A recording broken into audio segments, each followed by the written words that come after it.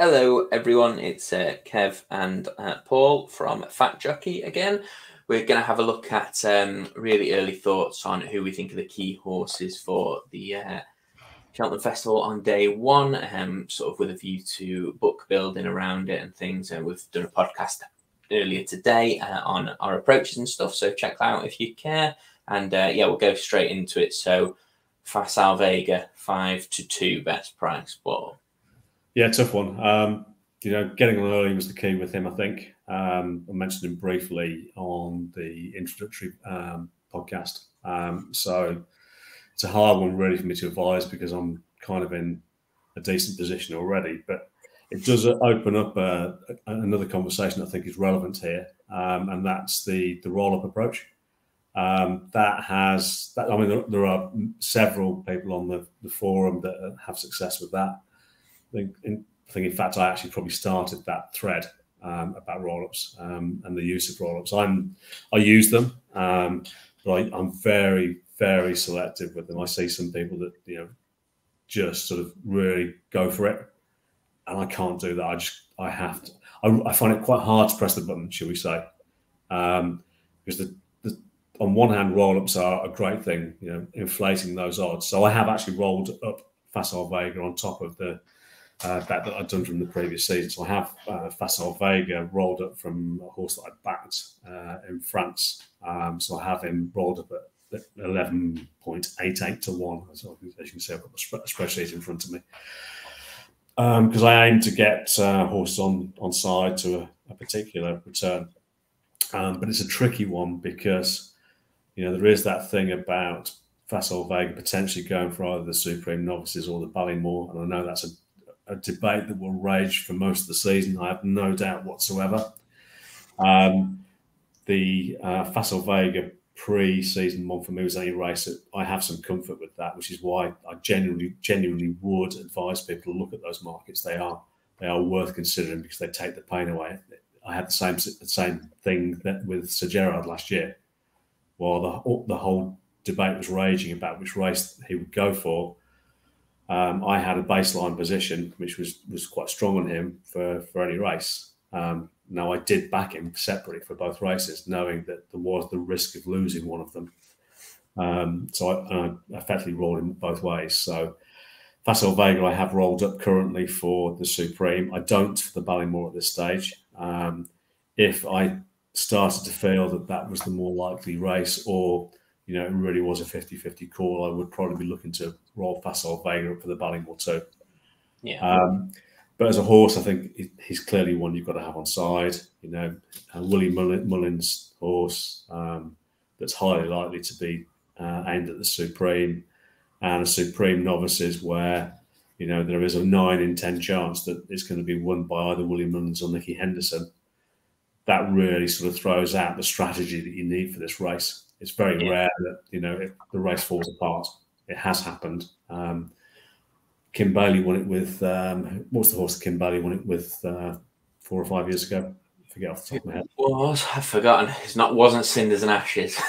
No, Kalashnikov was second, I think. I can't remember, but you get the general drift. You get the odd year when it looks like that.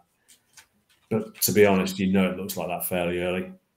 So you just adjust your strategy accordingly. I don't think it's going to be one of those seasons this season. I think it's unlikely. I think it's going to be one of those seasons where it's highly likely to be won by either Mullins or Henderson. You perhaps throw Gordon Elliott into the mix. In fact, he won it with that. What was that thing that refused to race all the time? And then LeBake. Yeah, LeBake. Somerville Boy it was as well. Yes, it was. The LeBake year, the race did actually fall apart. Willie Mullins threw a load of horses into the race, but none of them ever looked like Supreme contenders. And I don't think Nicky Henderson ever had anything all season that looked as though it was a Supreme horse. But they're unusual seasons. And this year, I think we've got a bunch of horses in the background where it just looks like the two of them will dominate again. So Facile Vega is one that has to be on board. Others of Willie's that I think need to be considered are Jet Powered Redemption Day. That's one of Nicky Henderson's Redemption Day. I think he will benefit for 2 miles, good ground, etc. He looked like a really smart horse at the I can't remember if it was Christmas or the Dublin Racing Festival. I think he's going to make up into a really smart 2-mile hurdler. The other one I think probably needs to be on people's radar is a horse called Irish Point. That may be one that has been picked up or not. I'm not entirely sure. It's one that I backed as soon as he was in the market. Don't know what his price is currently, Kev. It is. You can get 33 with Will Hill. Yeah, okay. So 33s is probably one that I'd want on side. From the Henderson stable, there are 3 possibles. One less so, Parkhill Dance. I'm not entirely sure about him. I do have him backed, but I wouldn't necessarily advise everybody to be jumping on him. I might just wait for a seasonal debut for him. Jet Powered, there's been plenty of noise about. He's been back quite heavily. I was on him early. I think I've got him with a boost at 35 to 1. Well, I have got him with a boost at 35 to 1. And I've also rebacked him at 16s, but I think he's single figures now. He's still 16. Oh, he's still 16. Okay, yeah, I think that's a decent price given the stable that he's with and some of the noises that have been there. But there is one more, and I think that there has been some noise about this one more recently called Impose-Toi. Impose-Toi. Impose-Toi. What's his price now? He was 25, so I'm not sure he is now. Still 25. Still 25. So again, they'd be the ones that I'd probably concentrate on right now for the Supreme, and then start to develop my book further from there. It may be that I'll lose 1 or 2 of those, or even 2 or 3 of those as the season goes on. There may be 1 or 2 that I add from other yards. I'll certainly be keeping an eye on what Gordon Elliott's got, for example. Yeah. So that'd be up. Oh, there's one more from William Williams. Actually, I nearly forgot about Parmenion. I think Parmenion is another one that people need to look at from Willie's yard. You get 50 on that. 50. The 50s there. Yeah, okay. So a small bet on that wouldn't go amiss for somebody that's in book. I have got some questions for that. So, like as you know, I do build books and have for a while. And the Supreme, I think, is one of the hardest and the least rewarding to do it on. Yeah, it can be. It can be especially because you can get some good offers nearer the day, which hasn't been as good in the last couple of years, and that's something that sort of gets thrown out and said, but I don't think is quite the case. However, if I look at, so this is like the first time I'm properly looking, and 5 to 2 about Facile Vega is obviously the most likely winner because he won so easily in the bumper. But 5 to 2 is a price where even if I was attempting to get in the book, it's just not high enough, or there's not going to be a dramatic shortening with that. I don't think compared to others. Now, correct me if I'm wrong with that, but I'm just happy ignoring that until later in the season, and because the difference is going to be maybe like he can't be odds on beforehand or before declaration. So no. the difference between 5 to 2 means I'm pretty much going to ignore, and that will just be a gaping hole. But it's the kind of thing like I'll end up with hundreds of pounds in free bets after taking like over the season where you're collecting them, and it's the kind of thing that I'll always have in the back of my mind, well, if I needed to, I'll do that or something. I don't know how you feel about that for any, because obviously it's no use to anyone that you actually got bigger prices on them. So what would your advice be for me?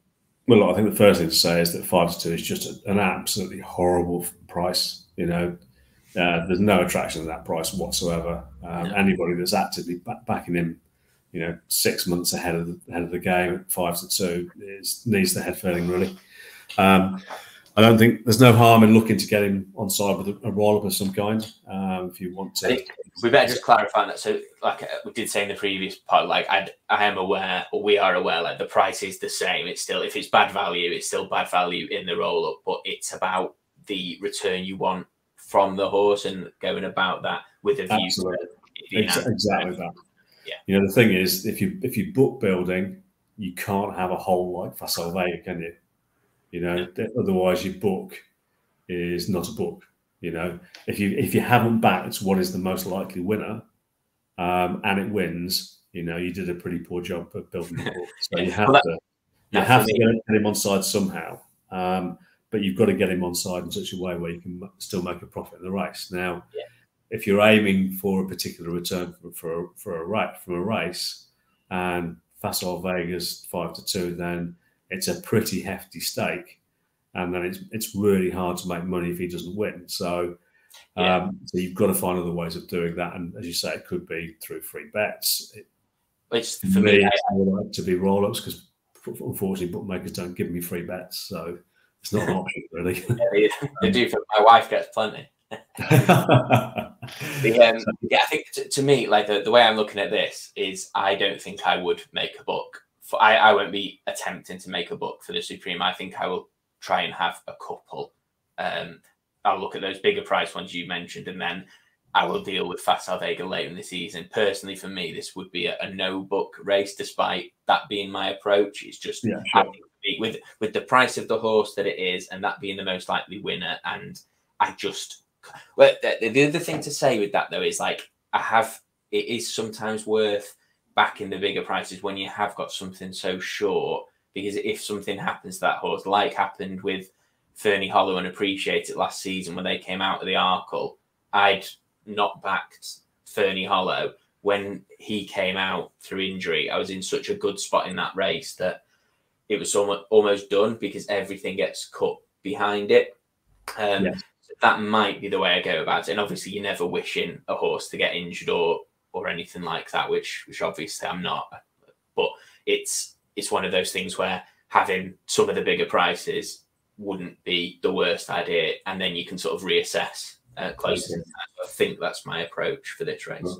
I think it's the right thing, really. You know, there is no compulsion to make a book on 28 races. That is a really important point to make. I mean, I do. You know, it's part of my overall strategy. But you know, there is no compulsion to make a book on 28 races. I know some people will probably only make a book on maybe 2 or 3, for example. My view on that is that's a far riskier approach than me to making books on 28 actually and doing the Supreme, because you know, if those 3 races were, one of them was last year's Arkle, you were heavily into Appreciate It.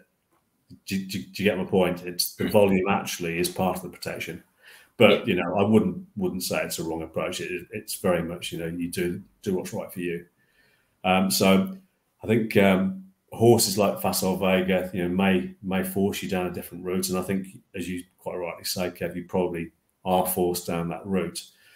But as long as you have access to the exchange and you are liquid enough with, you know, the money that you have to play with in the exchange, you can easily back horses like Impostoir at 25-1 and Jet Powered at 16-1 and Parmenion at 40-1 from the right stables, Irish Point at 33-1, or whatever prices from the right stables, not having Facile Vega in your book, because they're horses that probably will go and win first time, and you can just lay them back off again.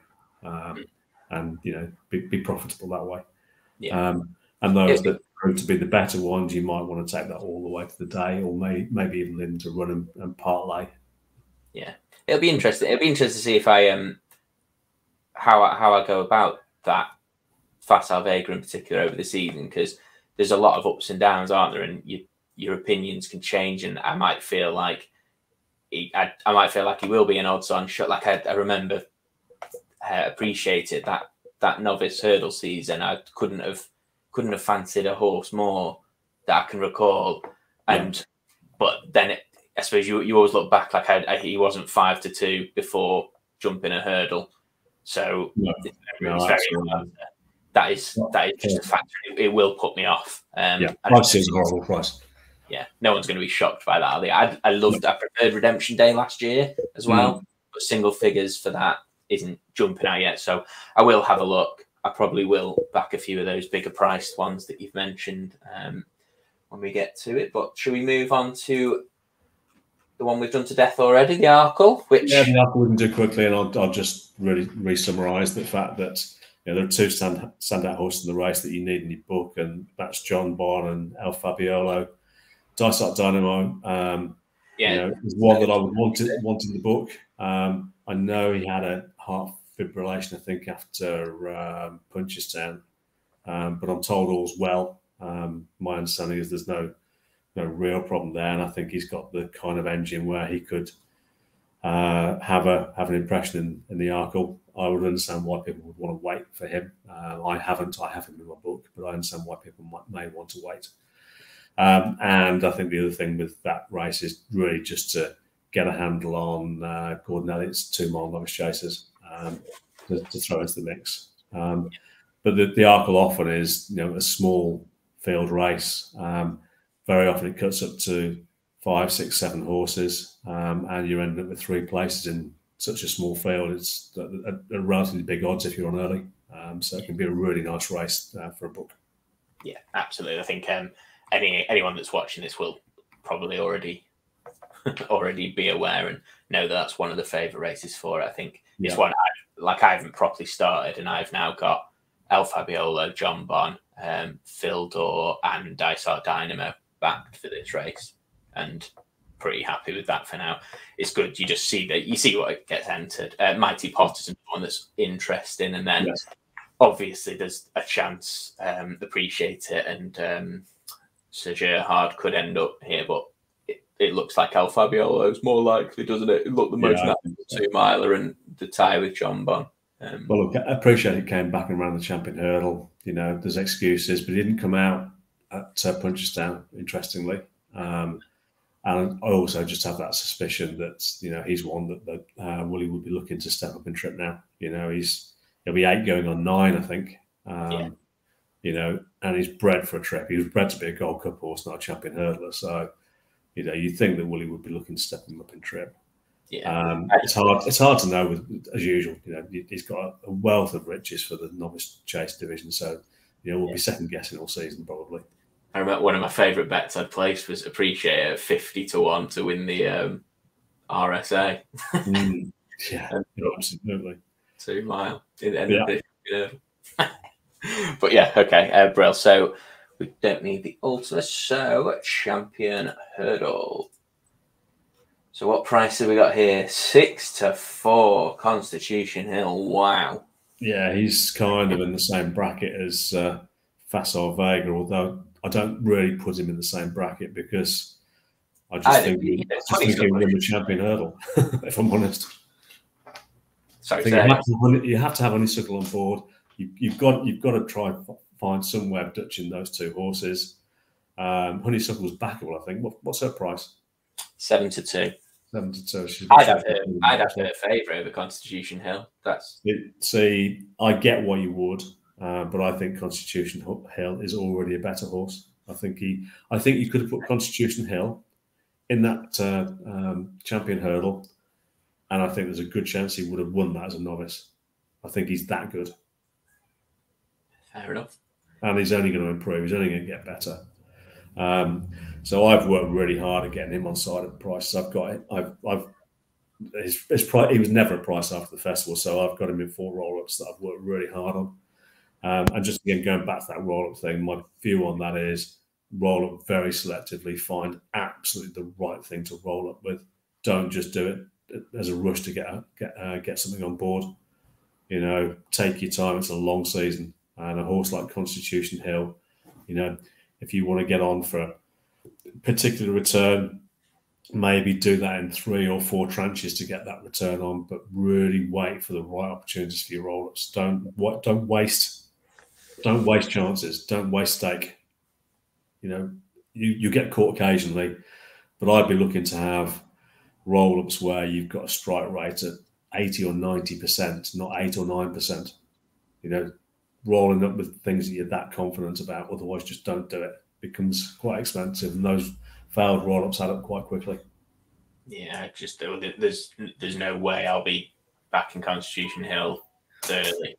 No, absolutely. The other 2 horses that I'd say that you kind of would put in for a book are both Willie's, Vauban and State Man. Vauban, as coming out of a juvenile season, jury would very much be out. Juveniles don't have a very good record the following season once they get stepped up into Grade 1s and open company. But this is Willie Mullins, and he's the one that will break all the trends. And Vauban's price will shorten anyway. He'll have his race pick for him, and his price will shorten. So there's not too much risk if you want to get rid of him later. And the other one's State Man. I think State Man can be very, very good, actually. I think the thing, Willie's already come out and said he will mix State Man with hurdles in the flat, and he'll have a campaign geared around the champion hurdle. I know they think he's very, very good. I'm not sure what his current price was. I backed him at 20s, but I'm not sure that he's still that kind of price. I'm not sure. 10 he is now. Okay, all right. That's starting to get a bit tight, actually.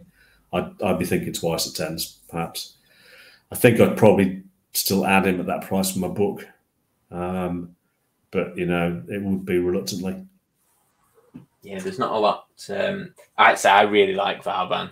And I don't like it to build a book, though, that he's 8, State Man's 10. You got Honeysuckle 7-2, Constitution Hill 6-4. So it's very, very hard at this stage if you've not already got anything on. So Gerhard 20, Epidon 25, who won't be running. El Fabiolo isn't going to be running. Marie's Rock, you would be interested in. Zanna here, 33. Is he go? What's he doing? I think he may go up to the stairs trip. I think he's like to stay over hurdles and go up the stairs. Yeah, he's shorter in that, isn't he? And then you got like Bob Ollinger, Pied Piper 33s, isn't? What's any news on him? What he's been aimed at? No, not particularly. I don't think I'd be that bothered if I was really honest. I wouldn't see him as a champion hurdle winner. So, Gaelic Warrior 50. Gaelic Warrior will more likely go. He's still a novice, so I think that's highly unlikely. One that I will throw out there, and I'm not sure he's even quoted yet, that will interest me. If you like Vauban, and it's a bit of a tentative link. Vauban obviously beat Phil Dorr in the triumph. Phil Dorr and Vauban are fairly closely matched. They were, they're not now. Well, they were, and they're not now. Look, that 40 is 40-1, Phil Dorr. Although he's chased, isn't he? So there's a horse that Dan Skelton's that absolutely romped home on debut as a juvenile. Then unfortunately had a bit of an injury. Nothing that would affect his ability. Fortunately, it's a podcast, so I won't go into detail. But the horse is really smart. They'll probably feel their way through the campaign this year. Sounds like a county hurdle horse to me, that. Yeah, it is. It's In This World. So In This World beat Phil Dorr in France and won, I would say, pretty easily. And In This World is a far more scopy horse than Phil Dorr too. He's the sort that will just fill out and train on. So it'd be a bit of a tricky campaign with him because he's only had the one run over hurdles and he's going into open company. So they'll have to feel their way through the first half of the season with him, I think. But I think at some point he will be dropped into either one of the grade 1 or grade 2 hurdles over here, and just to find out if he's a champion hurdle horse. Because if Vauban is, I suspect In This World is a horse of very similar ability, shall we say, but obviously, as a consequence, less experienced. So just be a name I'll throw out there, that's all. Fair enough. One price is placed up at 50-1. Okay, all right. Okay, well, I haven't backed him, He will start a little bit later as well, possibly. He's one that will interest me. Yeah, okay, brilliant. So, I mean, unsurprisingly, the anti-post market is tight and they have the main contenders right at the top. Yes. Again, hard to start a book in that. I mean, I have already got Vauban, but backed. And I would have Honeysuckle as favourite, I think. But that's probably just because I want a bigger price on Constitution Hill, and that's partly it's similar to last season that he was just never at any point. He just came onto the scene and was quoted at a short price. Well, relatively short price for compared to others. So yeah, he's he was unbelievable. I remember seeing you just after he'd won, and we sort of couldn't believe what we'd seen. Really, I mean, I tend to believe it was too good to be true. As my initial, that's my starting point with it. I'm obviously not saying I'd love him to. You always want a horse to be a superstar. That'd be amazing, but I just don't know that yet. And I suppose I'd just naturally be a bit more pessimistic on that. So in terms of building a book, I'll build it around him not being as incredible as he looked, but know that it's just an obvious whole that I would have to. I think I would have to have him in multiples though, rather than I'd have to have him as a horse I used in multiples. If when we get to that time he looks like he is as good as, I suppose we won't really know because he won't be anything, will he, in the UK? No. Just there's nothing there, is there? Epatante, which you won't run against, and there's just nothing, is there? No, there isn't. Okay, I can offer a strategy up for the Champion Hurdle that I think would be sensible. If I was looking to start now, I would probably be looking to start dutching Constitution Hill and Honeysuckle with roll-ups. That's what I'd be looking to do. I'd be looking over time to get those two Dutch to a particular return, and looking at the horses like maybe Vauban and State Man, and anything else that does possibly emerge. And there isn't going to be a whole lot, I don't think, to cover to mistake. And if the season develops in a slightly different way, I've got a baseline on one or two other horses that I can start to expand back out again if I need to. That's probably the strategy I'd take if I was starting right now. Okay, well, Mare's Hurdle then. This is here.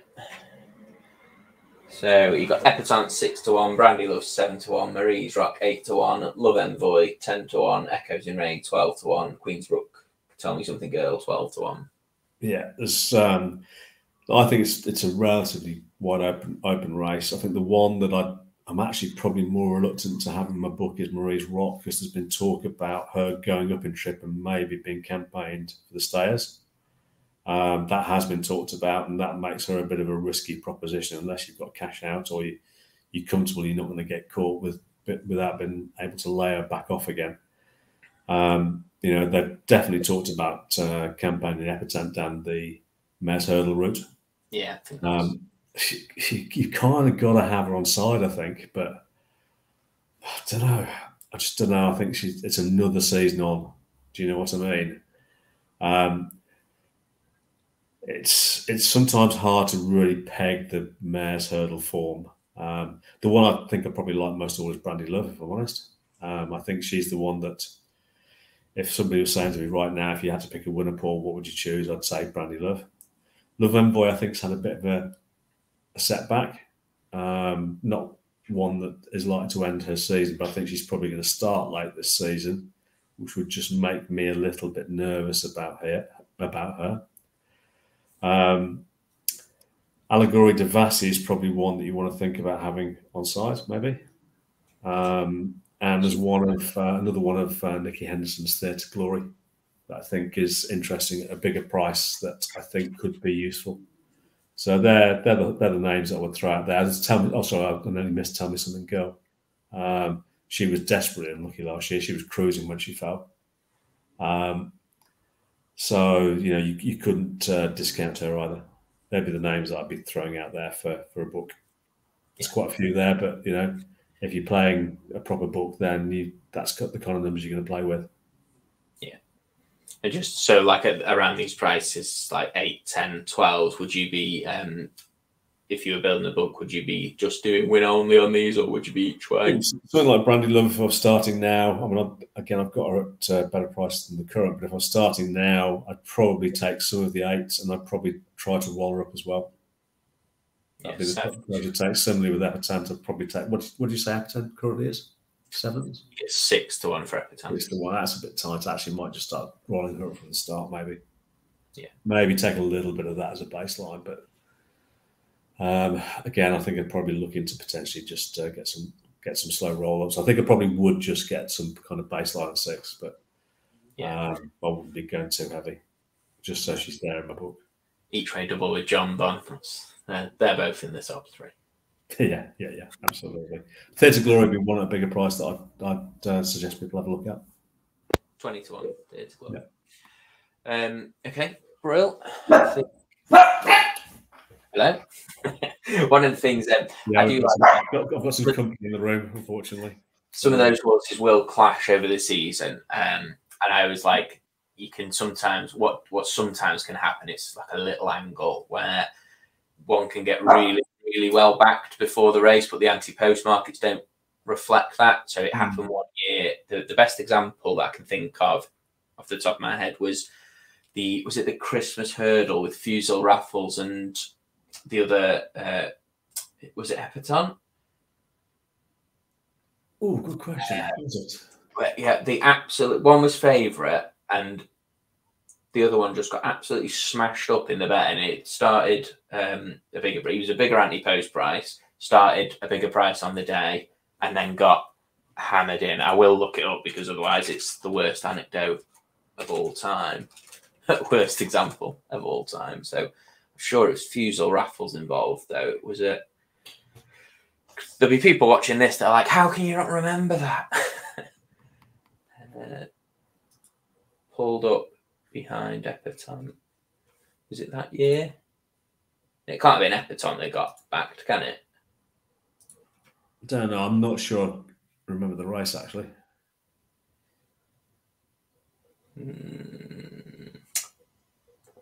It must have been. I think Fusel Raffles was shorter. I'll be able to tell from the morning price, won't I? Just while you're looking at that, just for everybody else, while you're checking that out, just another approach you could take with a horse like Epatante. She's going to come out somewhere with a bit of a penalty kick.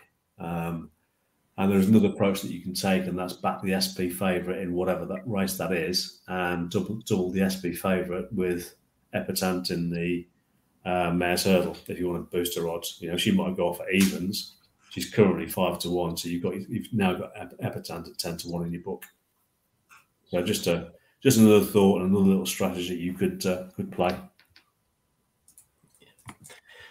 Right, I can't find it. I'll do it another day. It's not that interesting, but anyway, it's still an angle. Like if something's getting well back, you can sort of maybe have the anti-post price before it runs. If there's like a flip flop or something like that. Yeah. So the approach that I was suggesting while you were doing that, Kev, was the using the SP favourite for, let's say, Epatante goes off in an early season race, a bit of a penalty kick, she's evens favourite or even shade of odds on. Back her as the SP favourite and a double with her in the mare's hurdle. Oh yeah, okay. Thereby making 5-1, 10-1. Yeah, brilliant. Okay, another decent race for book building. Probably one of the best up there with the Arkle, because this can get narrowed down very, very easily. In fact, they have the winners already there. 5-1. Galliard and Maynee, I'm assuming you're referring to? Yeah, definitely. Yeah. What else is the 3-star frontal assault will be popular, won't he? Within the horses you really want in there. Again, a couple of stables to focus on in this race is Gordon Elliott and Willie Mullins. So Willie's got Galliard and Mayneel, and could have something, let's say, like I would say something like Ramillies, maybe, possibly. Yeah, he was a stay on it. Whereas Gordon's got he's got Frontal Assault, which is looking like the one that's got the early campaign, and Ashtree Meadow that's got the early campaign. So I think they're the two that he's currently thinking of for this race. That's certainly based on history. You could see something like Hollow Games divert, I suppose. I think he'll start off with the campaign for the RSA, so it might be a bit early to get him on side unless you've got cash out. But Hollow Games could end up there and possibly be the best of his for the race. But I think he'll have an RSA campaign, Brown Advisory campaign. Showing my age again. Other horses I think you've got to look at is Banbridge, Joseph O'Brien's horse that won the Martin Pipe last year. He's got the right ownership, and that ownership knows how to plot a horse and campaign a horse for this race. So I suspect he may well be one that ends up here. And our very own Paul has Freedom to Dream. I don't know whether that is the way that they'll go with Freedom to Dream. I actually did mention that to Paul. So it'd be interesting to see if they do go that way. Again, he wouldn't be an anti-post book building proposition, but it's just a name that I'll perhaps throw out there if somebody just wanted something a little bit more speculative. Yeah. I think he's a decent price actually. Yeah, the Really defined, but I think he might be 33s or 40s or something. yeah, I do like that Banbridge shout actually. The 20-1 available. I will definitely be adding that. Banbridge is definitely one you want on side for a book. Yeah. Bardenstown lad, 33. Yeah, he's been out and jumped poorly, I think. Has he? Memory, I might have mistaken that, but I think Bardenstown's already been out and not jumped particularly well. So I'm not sure. Apologies if I've got that wrong. Yeah. I don't think I have. I think he came out. Oh, yeah, he did. He came out in September and jumped like a pig. Was beaten by Life in the Park, Perfect Attitude, Volcano, and Good Time Johnny. Now, he may have needed that, and John McConnell might be able to sharpen his jumping it, but I'm not sure I'd want him on side right now. I'm not sure he's one for me. He's one that I certainly had an eye on to add to my book, but right now he's not in it. Yeah. Okay. Cool. Right. That's it for day 1. All done. Perfect. What would be your if you were starting now? Which races would you be targeting strongest? Do you think? Well, if I'm starting now, that is a tricky one. I think you've got to the race where you're most likely to make money is the National Hunt Chase. I think there's still some juice in prices. Unfortunately, there's been a cut on Galliard de Maynil in the last week, so he's starting to get a bit tight now for pricing. So you might have to look at him for roll-up purposes. Gold Cup, I think I'd be Dutch in the front too in roll-ups. I think that'd be my approach starting now. Champion. And you've obviously got the Arkle with John Bonn and Al Fabiolo. So I think strategy-wise, I'd be wanting to chip away at those with the right roll-ups. That would be the way I'd be going now. Excellent. Right, that'll do for day 1. Cheers. Thanks, Kev.